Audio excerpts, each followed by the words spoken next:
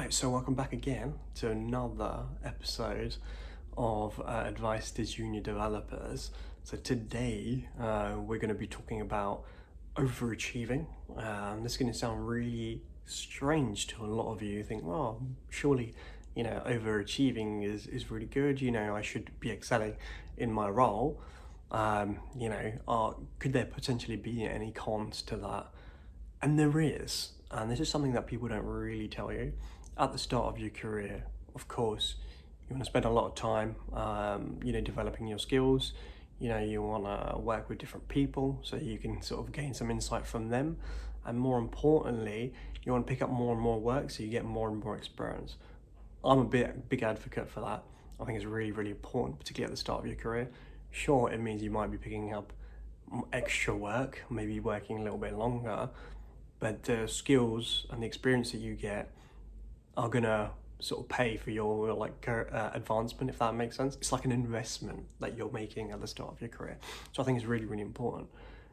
But one thing that I would say is that you need to be a little bit careful about how much work you're putting in, because at one point that will become an expectation. Say that you're, covering 4, 5, 6 extra tickets, right, on top of your current capacity. That will become a standard at some point. So you need to be careful or be a little bit more strategic about when you're picking up extra work and how you're picking that up, or whether it is, X amount of extra tickets, because once you eventually reduce your workload to your normal level, right? And I say reduce because you're bringing it back down, right?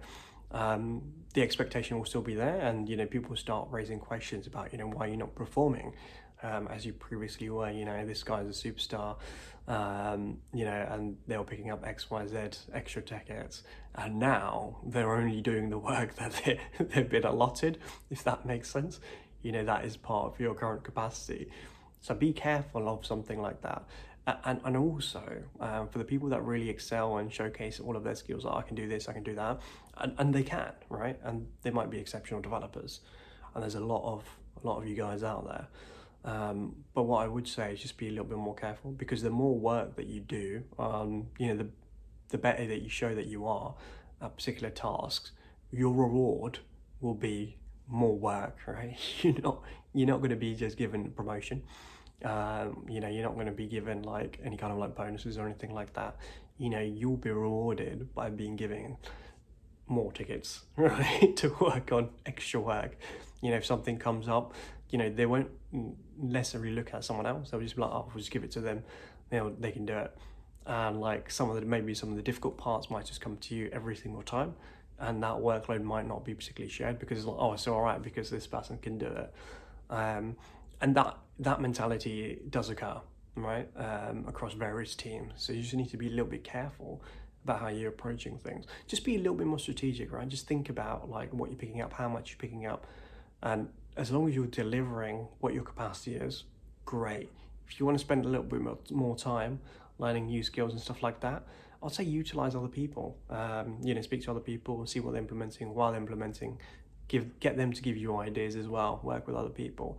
But you don't necessarily need to be overworking yourself to get that experience, if that makes sense.